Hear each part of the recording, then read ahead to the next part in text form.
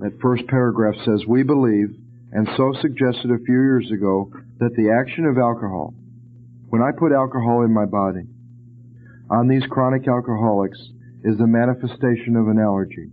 The manifestation of that allergy is a phenomenon of craving, and it's limited to this class and never occurs in the average temperate drinker."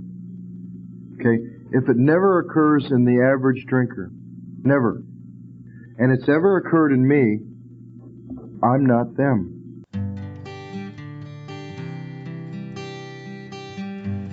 Well, hello, friends of Bill W. and other friends. You have landed on Sober Speak. My name is John M. I am an alcoholic, and we are glad you're all here, especially newcomers. Newcomers, that is, both to recovery as a whole and newcomers to this podcast. Sober Speak is a podcast about recovery centered around the 12 steps of Alcoholics Anonymous. My job here on Sober Speak is simple. My job is to provide a platform to the amazing stories of recovery all around us. Consider Sober Speak, if you will, your meeting between meetings. Please remember, we do not speak for AA or any 12-step community. We represent only ourselves. We are here to share our experience, strength, and hope with those who wish to come along for the ride. Take what you want and leave the rest at the curb for the trash man to pick up. Greetings from Studio AA deep in the heart of Texas on this here episode number 280. That was the voice of Mr. Joe Hawk that you heard at the beginning of this episode, and you will be hearing so much more from him in just a moment. But first things first, this here episode is being brought to you by Russell and Laura and Bradley. And what, you may ask, did Russell and Laura Bradley do to deserve such a mention? Well, they went to our website, www.soberspeak.com. They clicked on that little yellow donate tab, and they made a contribution. So thank you so much, Russell and Laura and Bradley, for your contribution. This here episode is coming right out to youans. All right, so just so everybody knows, I'm getting way ahead on releasing this. And the only reason I mention that is because I'm going to take some time off next weekend.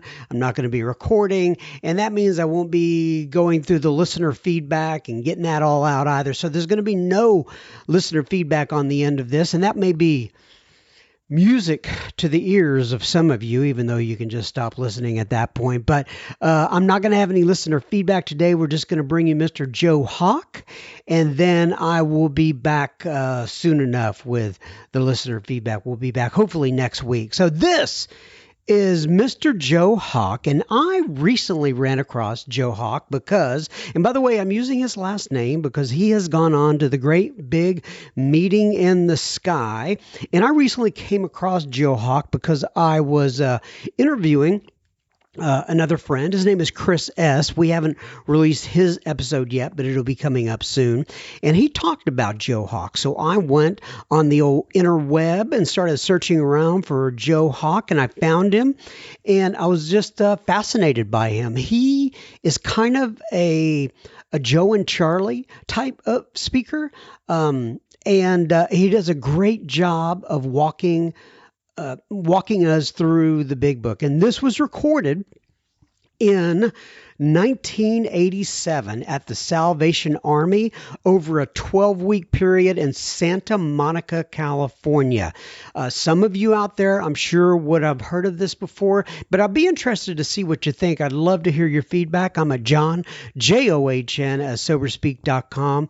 Feel free to reach out to me with any feedback about Joe or any of the other speakers, or, hey, anything else that's on your mind.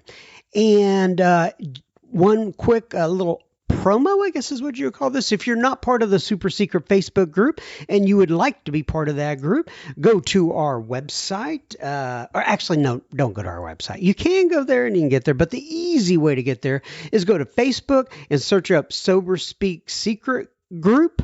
and ask for admission into the group, and we will get you on in. Also, if you're not following us on Instagram, it's at @SoberSpeak, all one word. And that's the exact same thing for our Pinterest as well. We're actually on there if you want to follow us there on Pinterest. So, enough of that stuff. Now on to Mr. Joe Hawk. Enjoy Joe Hawk. And once again, remember, there'll be no listener feedback at the end of this episode, but we will get you caught up, I'm sure, in the near future. God bless. My name is Joe. I'm an alcoholic. Before my exposure to this book, I sat around in meetings for about 4.5 months. I left my 10th treatment center, and I left with a little different feeling than I had left with the other 9 times. And when I left the penitentiary, I was scared. I wasn't cocky. I usually left treatment or the penitentiary or jail or whenever I would try again, I usually kind of started off cocky, like, this time I really got a shot. This time I can make it. And I didn't feel that way this time. I kind of felt like I didn't have much of a chance unless something really happened here. And I'm grateful for that, because I think I experienced the first step to a certain degree before I really started to hear about it, before I really started to look at it. And I sat around in meetings, and I made some friends, and circumstances got a little better, and the heat was off.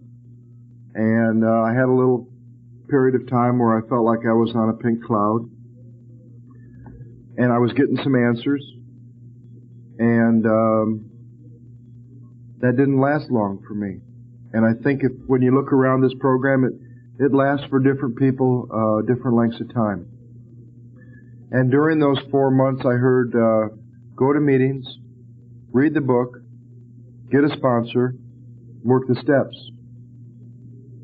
And for some reason in the back of my mind, I thought those were the things that were going to keep me sober. That reading this book and going to meetings and getting a sponsor and working the steps were what was going to keep me sober. And the awful awakening was that during those 4 months, I went to more than 90 meetings in 90 days. But during those 4 months, I heard people that said they went to a lot more meetings than I did, and then they drank again. And I heard a guy who said he read this book day in and day out and found himself reading it one day in a bar, having a drink. And then I heard a guy who said he got a sponsor and spent a whole lot of time with that sponsor and then went and drank. And then I even heard a couple of guys that said they did the work in the first 9 steps and then stopped doing certain things on a daily basis and then went back out and drank. So all my options, all the things I thought were going to keep me sober, I was scared. I was scared. And I kind of filed that away, and I thought I'd worked the first 3 steps with a man who had come to the treatment center where I was before I got out, and he'd asked me, was I powerless over alcohol? And, you know, my God, I'd been saying that for 30 days like a parrot. And I said, yeah. And I didn't have one idea of why am I powerless over alcohol. And he said, is your life unmanageable? And I said, yeah. And he said, do you believe in God? And I said, yeah. Little did he know I had an old God that was ready to punish me and strike me down at any moment. And we sat in a chair and we read some silly little prayer. And he gave me a mimeograph sheet on how to write inventory. And I went home and I got out and I started going to meetings. And I tried to go through this mimeograph sheet on how to write inventory. And it asked me to make a list of people, institutions, and principles that I was ever angry at. And that was real simple. And then it asked me to put down every reason I was ever mad at those things. And that was real simple. And then it asked me to look in my self-centered way at what was affected when I was mad at those things. My self-esteem, my pride, my ambition, personal relations, sex relations, and I could do that. But then it said I was to look at this, what I had written so far, from a different angle and look at where I was at fault with every resentment I ever had in my life, where was I to blame? And I couldn't do that. I could not do that. Physically, I couldn't look at that truth that I'd run from for 30 years. Emotionally, I couldn't do it. Spiritually, I had no idea what that was even about. And I put it down, and I stopped writing, and I told him I was writing, and I lied. And I just kept going to meetings. And like I said, I was about 4.5 months dry, and I woke up one day, and I said, if this is what this program is about, I don't want anything to do with it, because I'm miserable. And that really baffles me, because I'm further away from my last drink than I've ever been in 17 years, and I'm worse. I don't feel right. I don't fit in at these meetings. What's happened for these people isn't happening for me. I'm restless. I'm irritable. I'm discontented, just like the book describes. And instead of going drinking that day, which I was real close to doing, I got on my knees and I said a prayer. And I felt like I was literally directed to go out to this guy's house that I'd heard in my very first meeting. And his story was so much like mine when I first heard it that it scared me. He'd felt the way I did as a kid. He'd been where I'd been and worse. He'd drank and used drugs a lot longer than me, and he hadn't had to do that for 18 years.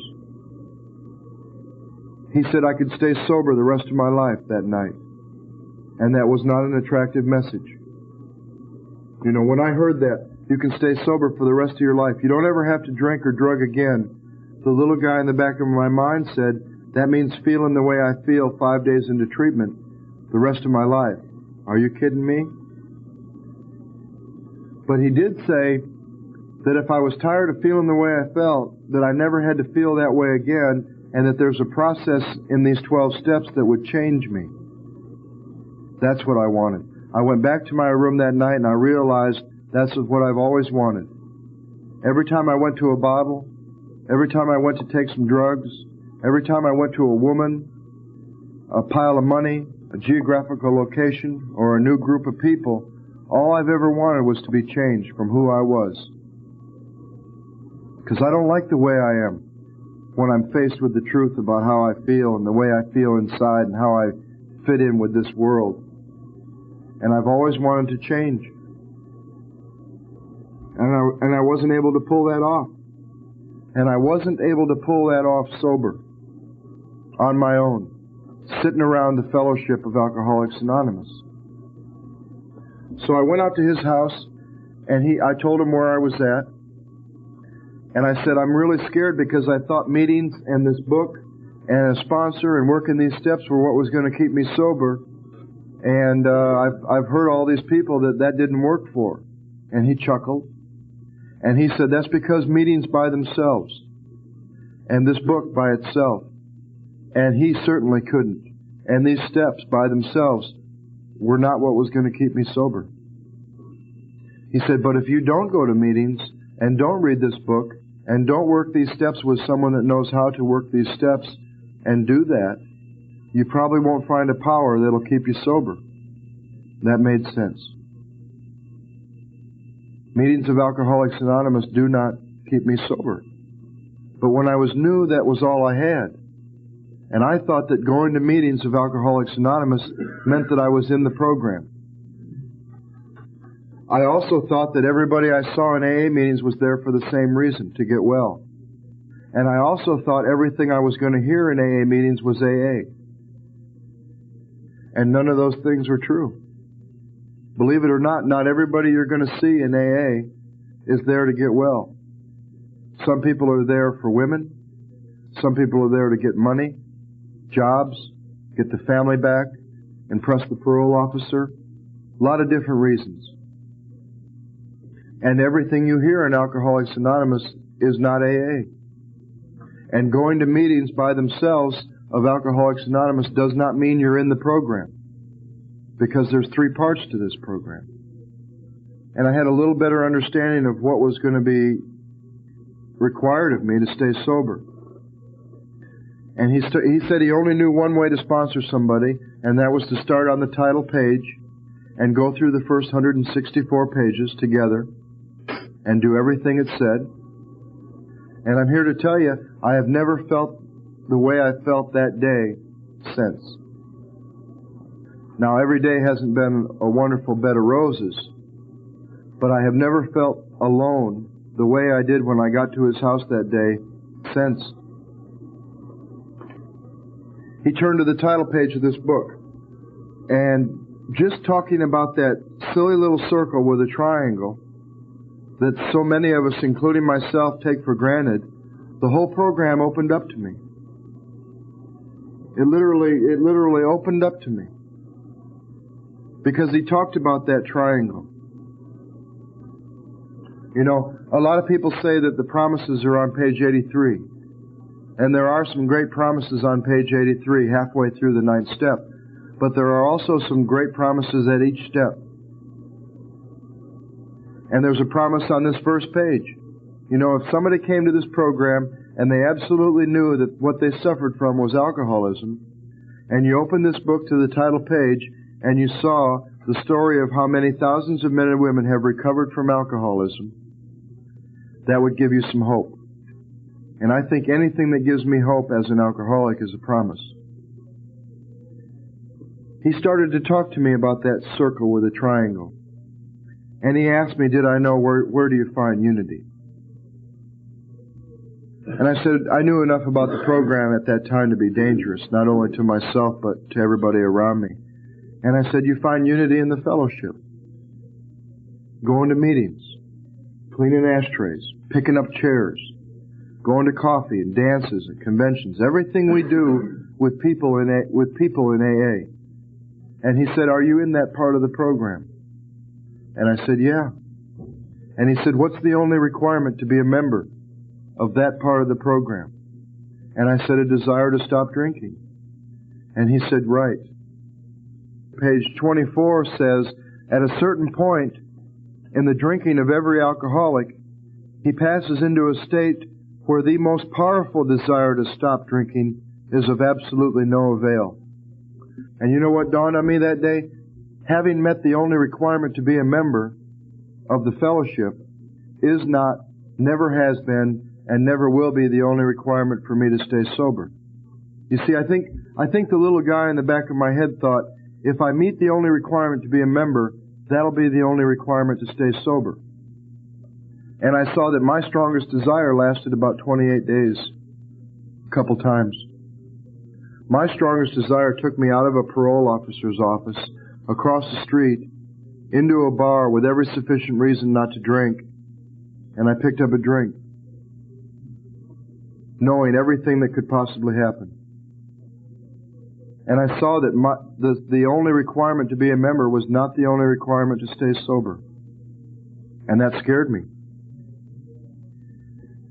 But I did see that I'm in that part of the program. I'm in the fellowship. He said, what about recovery? Where do you find that? I said, well, you find it on the wall where they write the 12 steps.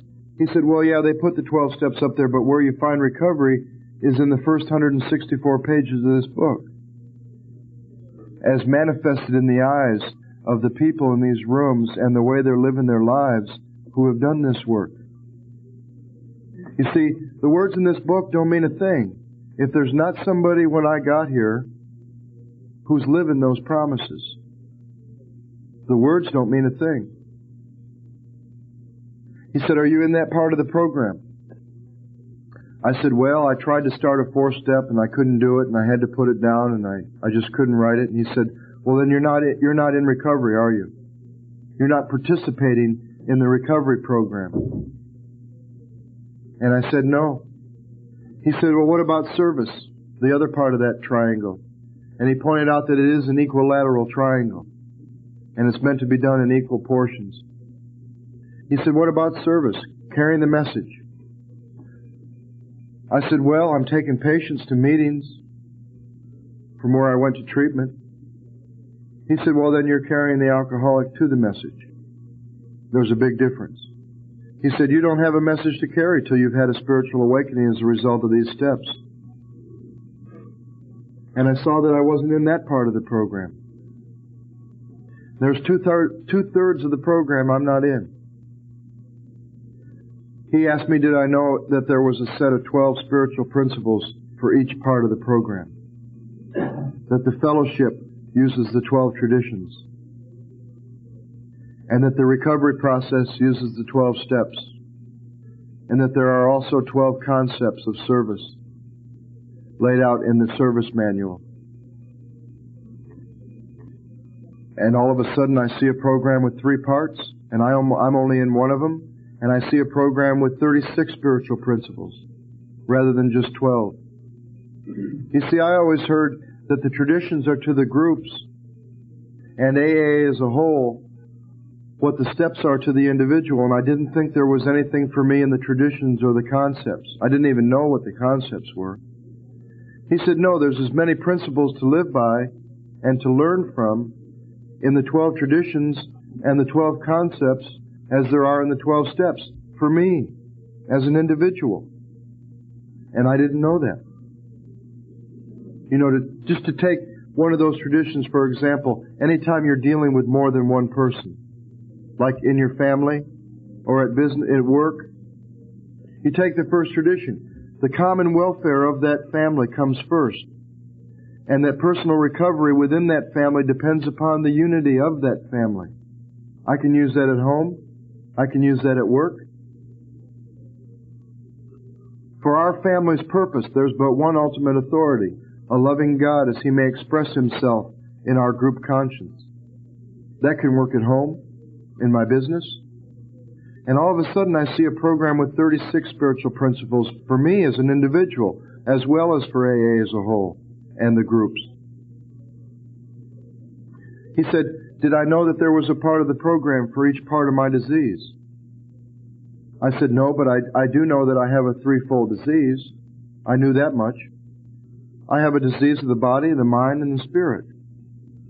He said, well, what can you do with the physical part of your disease?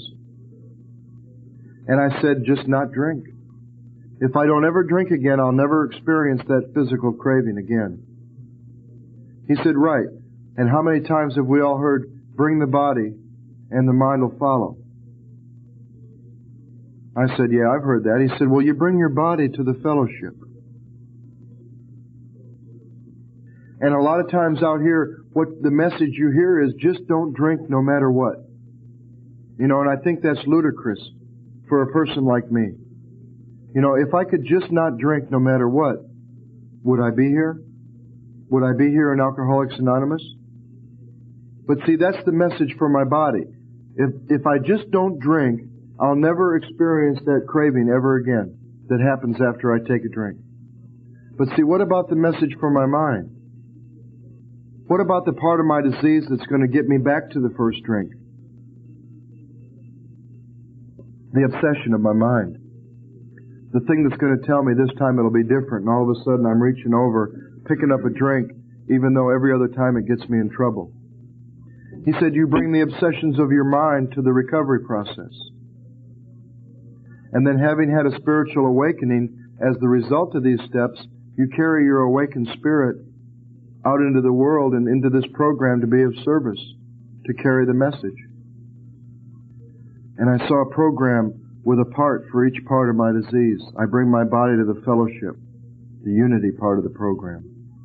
I bring my mind to the 12 steps, the obsessions of my mind to be treated through a spiritual awakening. And I take my awakened spirit out into the world and into this program to be of service. And I was at a meeting about a week later at noon at a church. And this meeting is in a room above the chapel, and there's windows. And they look out over into the chapel, and I could see above the altar these giant stained glass windows with circles and triangles in the middle. And I thought that was kind of neat. And I went to the minister after the meeting. I saw him, and I said, do you know that's the AA symbol? And he chuckled and he said, yeah, we've had you all here for quite a while. But did I know that it was an ancient spiritual symbol that means body, mind, and spirit? And I said, my goodness, that's what I just looked at with our with our circle and our triangle. And he talked to me about that the circle means as one. And the great promise in this program is that one day I can be whole, and that my body and my mind and my spirit won't be separate. And the fellowship and the recovery process and the service part won't be separate. That they will be as one, and that I can be whole. You see, I've always lived in either the cravings of my body, the obsessions of my mind, or the sick emotions that are generated from my sickened spirit, my spiritual malady. And all three have never been in harmony. You know, sometimes they drive me out, and I'm physically at peace. Sometimes the obsession has been removed or delayed, and I'm at mental peace, and I got some physical peace because I'm not craving alcohol. But I've never had that spiritual peace for the root of my disease. And they said that that circle means that I could one day be whole and in harmony as one in the program and in and of myself. And just hearing about that circle with the triangle opened this program up to me. We took a look at the table of contents. And and who in the world would think that there's anything to learn from a table of contents? That just tells you each chapter, what page it's on. But they began to talk to me about that this is a textbook. Not a novel. I knew about reading novels in the penitentiary. I read a lot of novels. A lot of different kinds of books. But they told me that this was a textbook and it was meant to be done in order. I think one of the most dangerous things that we see done in AA is when some new guy comes in and someone tells him, go home and read chapter 5. And you go home and you turn to chapter 5 and you try to read how it works, and you hear it read in meetings all the time when you're new, and it just doesn't really make any sense. And I was told a textbook is a book designed to transmit information under the assumption that you and I don't know anything at all about the topic. And if you and I knew anything at all about staying sober, we certainly wouldn't be here. And that maybe I should start with addition, and then do subtraction, and then multiplication, and then division. And when I got to chapter 5 on algebra, I might know a little bit about how to do algebra. And that I should answer all the questions and take all the little quizzes at the end of each chapter, just like I would with a textbook. And that maybe when I got to chapter 5, I'd have a better idea of what they meant. And that the way this book is laid out is real simple. They start with the problem.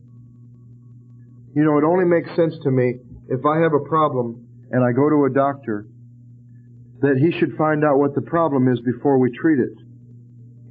If my problem is with my heart, and I go to the doctor and he says, no, it's with your kidneys, and they treat my kidneys, but it's really my heart, what happens to my disease? It gets worse. We got to find out what's the problem. And that the problem, you'll be amazed how many people you'll find in this program don't know where step 1 and 2 are in this book, if they even use this book. It's easy to know where step 3 is. It says, now we're at step 3. Now we're at step 4. Now we're at step 5. This is step 6, 7, 8, 9, 10, 11, 12. But it's hard to really tell where step 1 and 2 are until somebody showed me how this book is laid out. And that we were going to find the problem, step 1, the foundation of recovery, in the doctor's opinion, Bill's story, there is a solution, and more about alcoholism. Step 1. We were going to find the solution, step 2, in We Agnostic, the solution. And we were going to find directions on how to find that solution, step 3 through 12, in How It Works, Into Action, and Working with Others. And they said it was kind of like going to a doctor. You go to a doctor and the first thing he does is he makes a diagnosis. And then he writes out a prescription. And then he writes on there directions on how to use that prescription. Take 2 every 4 hours. Well, if you're anything like me, what you want to do is you want to go home and you want to forget what's wrong with you, forget the directions, and take 10. And they said to me, maybe for the first time in my life I should start with a diagnosis, because no one can diagnose your alcoholism. At least when mine was by other people, it didn't mean much to me. Doctors told me, psychiatrists told me, therapists. But until I conceded to my innermost self, it never meant anything. So this was going to be a self-diagnosis. I was going to get the prescription in step 2. And then I was going to be given directions on how to use that prescription precisely, step by step, in 3 through 12. So I started to see the way this book was laid out, and that we should start with the problem. The preface told me that this is a textbook. My friends from Arkansas, Joe and Charlie, take it one step further. Rather than a book designed to transmit information, they like to say, and I believe this, that this is a book designed to transmit an experience to enable you to recover. Because it's got to be a little more than knowledge and information. There's got to be, something's got to happen. There's got to be an experience involved in this. And we won't cover the preface and the forewords as much as I would like to, because it's not really where we're at. I think it's time to, in this part of the book, to look at the problem. But there's a lot of nifty history about the book, and a lot of nifty history about how the fellowship grew. But they did tell me that the most important word in that preface was text. Because this book has become the basic text for our society and has helped such large numbers of alcoholic men and women to recovery, there exists a sentiment against any radical changes being made in it. Therefore, the first portion of this volume, describing the AA recovery program, has been left untouched. That tells me the first part of this book is where the AA recovery program is. It talks about what was left intact, the doctor's opinion, what they put in the second edition, why they added new stories. At the end of that preface on page XII, there is a question that I think is very important. It talks about, we hope you'll pause in reading and ask yourself, has this happened to me? Or more important, have I felt like that? Or most important, yes, I believe this program can work for me too. I think that that's a question that needs to be answered somewhere in the first 2 steps before we really make a decision and a commitment to this program. I think that's something I needed to answer for myself. Do I believe this program can work for me? The foreword to the first edition says that we of Alcoholics Anonymous are more than 100 men and women who have recovered from a seemingly hopeless state of mind and body. To show other alcoholics precisely how we have recovered is the main purpose of this book. For them, we hope these pages will prove so convincing that no further authentication will be necessary. We think this account of our experience will help everyone to better understand the alcoholic. Many do not comprehend that the alcoholic is a very sick person, and besides, we are sure that our way of living, not our way to quit drinking, our way of living has its advantages for all. Of course, this is a way to quit drinking, but I had to quit drinking first. This is a way to stay stopped, and a way of living, a design for living, a manner of life that really works. See, I need more than just take the booze and the drugs away. Because see, then I'm left with all that stuff that goes on when I don't have my booze, that spiritual malady that I suffer from. The foreword to the second edition talks about the growth between 1939 and 1955, that it went from about 100 to over 150,000. They do talk about on the bottom of that page, XV, that the spark that was to flare into the first AA group was struck in Akron, Ohio in June 1935 during a talk between a New York stockbroker, Bill Wilson, and an Akron physician, Dr. Bob. 6 months earlier, Bill Wilson, had been relieved of his drink obsession by a sudden spiritual experience following a meeting with an alcoholic friend who had been in contact with the Oxford grouper that day. That was Ebby Thatcher, that comes to Bill in his story. He'd also been greatly helped by Dr. Silkworth, a New York specialist in alcoholism who was accounted no less than a medical saint by AA members. From this doctor, the broker learned the grave nature of alcoholism. He couldn't accept all the tenets. There was a group called the Oxford Group, a very fundamental religious group of people that wanted to help drunks at the time. And they had a 6-step program that's outlined on page 292 in the stories. They had 6 steps. And Dr. Bob and Bill Wilson had been exposed to those 6 steps. And they weren't able to stay sober because they didn't have the first step. You see, the first step in that program was complete deflation. But they didn't know what the problem was. Because the other 5 steps pretty much sum up everything from R12 except the first step. And that tells me something. Because it talks about on the bottom of that page, back on XVI, that the physician, Dr. Bob, had repeatedly tried spiritual means to resolve his alcoholic dilemma, but it failed. But when the broker, Bill Wilson, gave him Dr. Silkworth's description of alcoholism and its hopelessness, the first step, the physician began to pursue the spiritual remedy for his malady with a willingness he'd never been able to muster. He sobered never to drink again up to the moment of his death. You know, that tells me until they had the problem, the solution didn't work. Until they knew what the problem was. The spiritual solution that they had been given from the Oxford group didn't work for either one of them. That's how important the first step was, and is, for me. There's some more history in there about the growth of the fellowship, and then the foreword to the 3rd edition talks about the growth from 1955 to 1976, and all of a sudden we're at the doctor's opinion. And all of a sudden I understood why this was in front before chapter 1 and why it's so important. Because I need to discover what's my problem. What's the problem?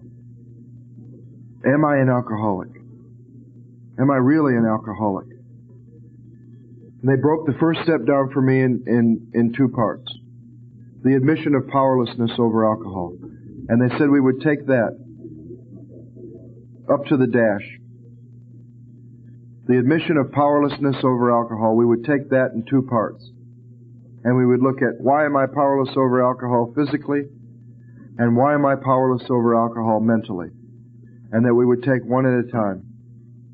You see, I get too scattered when I'm looking at my body and the mind, and I'm thinking about step 2, and I'm worried about the 3rd step, and I'm not sure if I can write an inventory, and I'm worried about making amends. They kept me centered in the work. And they kept me centered on, why is Joe powerless over alcohol physically after he puts a drink in his system? They talked to me about the word disease. And I needed a real practical definition that I could look at. And they talked about a disease is a condition that separates me from health. In our case, it's a physical and a mental and a spiritual disease that separates us from health. So what would health be? Health would be physical, mental, and spiritual ease and comfort. So what's my sickness? My sickness is physical, mental, and spiritual dis-ease, discomfort, lack of ease and comfort. Physically, if I put some in my system, I'm craving more, and I don't have physical ease and comfort. Mentally, if there's none in my system at all, and I'm obsessed, I don't have mental ease and comfort. And spiritually, if the spiritual malady hasn't been overcome, I'm restless, irritable, discontented. I don't have spiritual ease and comfort. So I suffer from a condition that separates me from health, physically, mentally, and spiritually. Dis-ease. Dis-ease, lack of ease.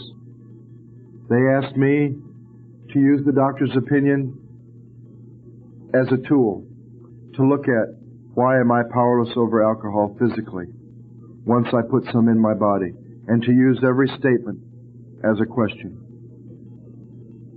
You know, do I relate to the idea of an allergy? No.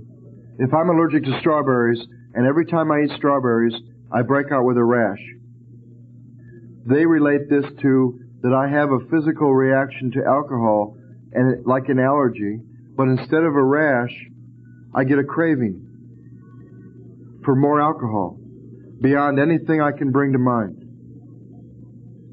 Instead of a rash, I get a craving. Do I relate to that?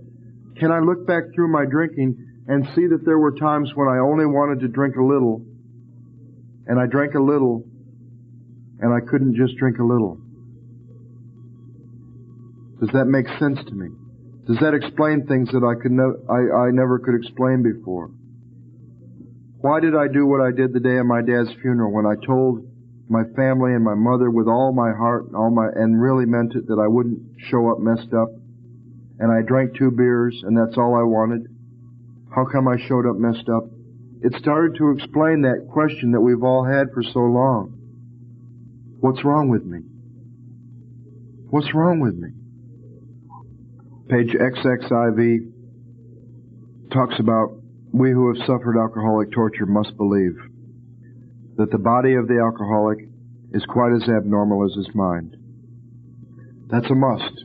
And we will look at every must in this book, because although there's only one requirement to be a member of the fellowship, there are more than one requirements to be a participant in the recovery process, and there are lots of musts. And this is something that I had to believe, that my body is quite as abnormal as my mind. They show me how to use these statements as questions for me. Like, did it satisfy me to be told that I couldn't control my drinking just because I was maladjusted to life? You know how many people told me that, but it never fully answered what was wrong with me. That I was in full flight from reality, or that I was just an outright mental defect. These things were true to some extent, in fact to a considerable extent with me, but I am sure that my body was sickened as well. In my belief, any picture of the alcoholic which leaves out this physical factor was incomplete. I never had a complete picture of why did I do what I did until I started looking at the idea that maybe I don't have a choice after I drink a couple as to how many more I'm going to have. Maybe it's a physical allergic reaction that's stronger than the love for a mother, the threat of getting sent back to the penitentiary, anything. Does the doctor's theory that you have an allergy to alcohol interest you? We're not doctors, so our opinion as to the soundness of that may of course mean little, but as ex-problem drinkers, we can say that this explanation about the allergy makes good sense. It explains many things that I could not otherwise account. There's a paragraph on the next page that really shows me why it was so important for somebody to sit down and read this book with me and not just read it on my own. Somebody that had experience with it. There's a paragraph on the next page that starts off, "We doctors have realized for a long time that some form of moral psychology was of urgent importance to alcoholics, but its application presented difficulties beyond our conception. What with our ultramodern standards, our scientific approach to everything, we are perhaps not well equipped to apply the power of good that lies outside our synthetic knowledge." And I read that and I don't understand what they're talking about until 2 words were explained to me. And then I read that paragraph and I understand what they mean.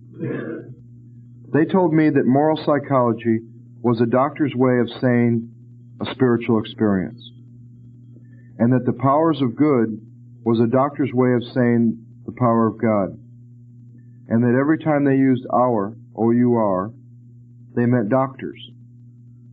So I read that again, and it makes absolute sense. We doctors have realized for a long time that some form of a spiritual experience was of urgent importance to alcoholics, But the application of a spiritual experience presented difficulties beyond a doctor's conception. What with a doctor's ultra-modern standards, a doctor's scientific approach to everything, doctors are perhaps not well equipped to apply the power of God that lies outside a doctor's synthetic knowledge. I understood what they meant there. That doctors weren't going to be able to fix me. They never were. The next page is probably the most important paragraph where we're at right now. Reminding ourselves we're looking at the body. We're looking at powerlessness physically after a drink's been taken. That first paragraph says, we believe, and so suggested a few years ago, that the action of alcohol, when I put alcohol in my body, on these chronic alcoholics, is the manifestation of an allergy. The manifestation of that allergy is a phenomenon of craving, and it's limited to this class and never occurs in the average temperate drinker. Okay? If it never occurs in the average drinker, never, and it's ever occurred in me, I'm not them. I'm not one of them. These allergic types can never safely use alcohol in any form at all, and once having formed the habit and found they cannot break it, once having lost their self-confidence, their reliance upon things human, their problems pile up on them and become astonishingly difficult to solve. Boy, did I relate to that. That's me. And I was told if those bottom 6 lines are true, the reason is the top part. Because when I put alcohol in my body, something happens that's similar to an allergy, and it makes a craving for more. Frothy emotional appeal seldom suffices, either mine or theirs. The wife yelling, screaming, and crying, the emotional judge, the therapist yelling and screaming in my face, the mother crying, and my own frothy emotional appeal. You know, I was great at building up some great stuff in the morning. Guilt, remorse, what I did the night before, to come up with a resolution not to drink that day. Frothy emotional appeal never worked. The message that I better get here in this program, which can interest and hold me, must have depth and weight. There's a must. You better tell me a little bit more than go to meetings and just don't drink no matter what. There's no depth and weight to that message. Because I can't just go to meetings and not drink no matter what. In nearly all cases, their ideals must be grounded in a power greater than themselves if they are to recreate their lives. There's another must. But that's also one heck of a promise. Because if I read that the other way, if my ideals are grounded in a power greater than myself, I get to recreate my life. How many of us have said to ourselves, if I could only go back to when I was 20, or if I could only go back to when I was 18, or if I could only start again. The great promise here is that I get to start over. I get to really get to a place in my life where I've cleaned up enough of the wreckage of the past, where I can start over with a family, damage that I never thought could possibly be repaired. All kinds of damage I never thought could be repaired, and I get to start over. I get a fresh start. The bottom paragraph on that page is very important. He's going to pinpoint some real things, along with what he's just identified at the top of that page about the allergy and the craving. He tells me why we drink. He says men and women drink essentially because they like the effect produced by alcohol. You know, did any of us ever drink for any other reason? Because it was a wonderful, lovely thing to do and I just loved the taste so much? No, I drank for the effect. I drank for that boom, that thing that it did. The sensation, though. What that booze is going to do to me is so tricky. That feeling that I'm going for, that even after a while, I know it's hurting me. I can't, after a time, differentiate the true from the false. After about my 5th treatment center, and having studied this stuff for a little while, I knew what it was doing to me physically, and mentally, and emotionally. And I knew what it was doing to my family, but that thing that I was going to get from it was so tricky, so strong, so cunning, baffling and powerful, that it would get me to go for that sensation, even though I knew it was hurting me. See, I can't tell the difference between the truth and the false. What I do with the truth is unbelievable. They call it denial, or justification, or rationalization, depending on how much you're spending at the time. My sponsor didn't charge me a cent, and he called it lying to myself. I twist the truth.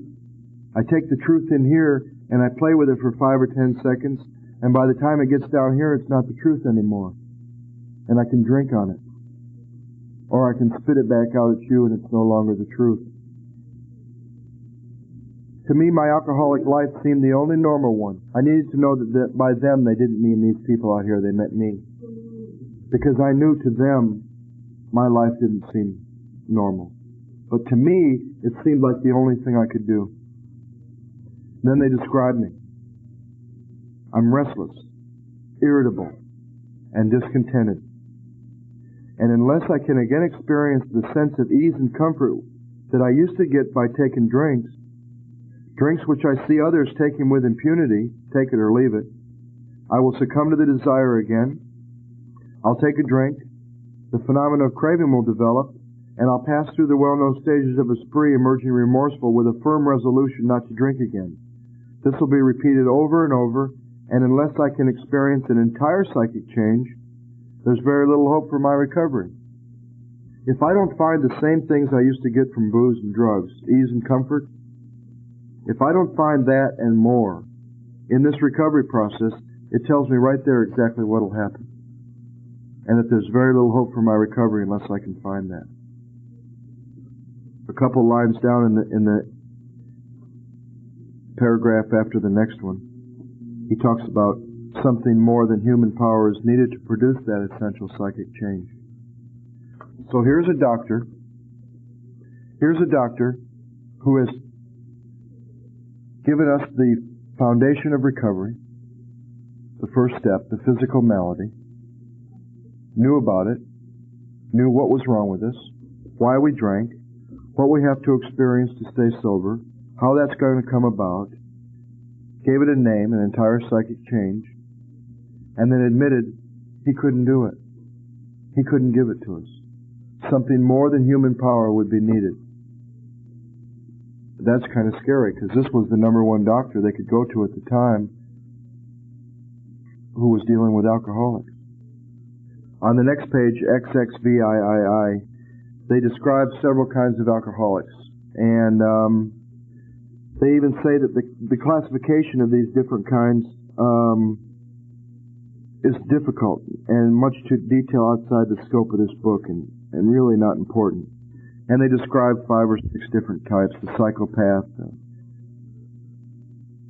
the guy who is unwilling to admit he can't take a drink, manic depressive, a type entirely normal in every respect except in the effect alcohol has upon them. He's often able, intelligent, and friendly. That was me when I was new, until I saw myself in each type. The top of that page, there's another important point where they talk about a guy who things are going his way and a business deal is getting ready to get settled the way he wants it to be, favorably. And he takes a drink a day or so before that important engagement, and the phenomenon of craving became paramount to all that stuff that was going on. And that important appointment wasn't met. You know, how many of us had times like that? When something really nice was going to happen at the end of the night, or the perfect date, or the raise, or the boss was going to be there, and we took a drink before that happened, and we wondered, you know, why didn't I make it? Why didn't I show up? It was going to be really good. These men were not drinking to escape. They were drinking to overcome a craving beyond their mental control. So they present me with the idea that maybe this craving is stronger than anything I can bring to mind, and that my mind can't stop me after I've taken a little bit. course, there were times that we drank to escape when things were on us and the heat was on. But were there times when we drank when there wasn't really anything terrible to escape? We just did it and lost control. After they look at these different types of alcoholics, they summarize it at the bottom of the page where they talk about all these types and many others have one symptom in common. They cannot start drinking without developing the phenomenon of craving. This phenomena, as we have suggested, is the manifestation of an allergy. The phenomena is the craving is the result of the allergy, like the rash to strawberries. This phenomena is a manifestation of the allergy, which differentiates these people and sets them apart as a distinct entity. My God, that's how I felt all my life. Different, set apart from, like a distinct entity. It has never been by any treatment with which we are familiar permanently eradicated. The only relief we have to suggest is entire abstinence. Just don't drink. Bring the body. Bring the body to the fellowship, just don't drink. But see, there were some doctors at the time who knew a little bit more about alcoholism than just dry the guy out and get the craving off his body. Because it says, this immediately precipitates us into a seething cauldron of debate. Much has been written pro and con, but among physicians, the general opinion seems to be that most chronic alcoholics are doomed because they knew there was a mind. They knew that there was obsessions of the mind.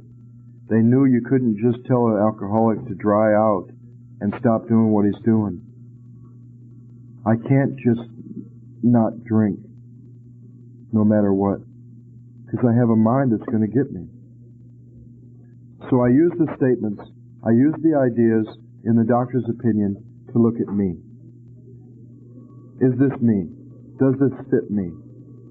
Do I relate to the idea of a craving after I put some in my system? My next question was, why is Bill's story chapter 1, and then they put Dr. Bob way back here?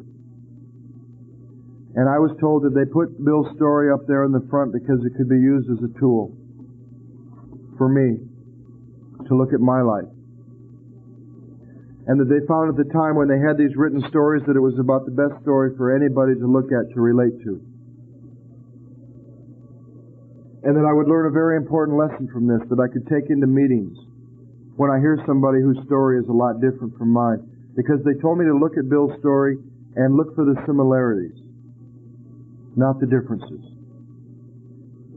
You see, Bill was a stockbroker, and he went to war, and he was married, and I was none of those things, and I want to disregard the whole story. So they told me to take the first 8 pages of Bill's story and mark everything that I could relate to, the similarities, in 3 different areas. The way he thought, the way he drank, and the way he felt. I've seen women go through the first 8 pages of Bill's story and mark 3/4 of it. It's amazing what I can relate to when I put aside the differences and look for the similarities. And they said I should ask one question. Was I as hopeless as Bill? Not to read the next 8 pages of his story about his recovery, because I would only compare mine with his, and he went through the first 8 steps in one night, and it happened in a sudden, spectacular way. But that when I had done what Bill did in the first 8 steps, I could go back and look at his recovery and relate to just as much as I did from his disease. So I was told to look at the first 8 pages of Bill's story and then go on to page 17. And when I read the first paragraph on page 17, I absolutely saw why they wanted me to answer that question. Was I as hopeless as Bill? I think we'll stop there for tonight.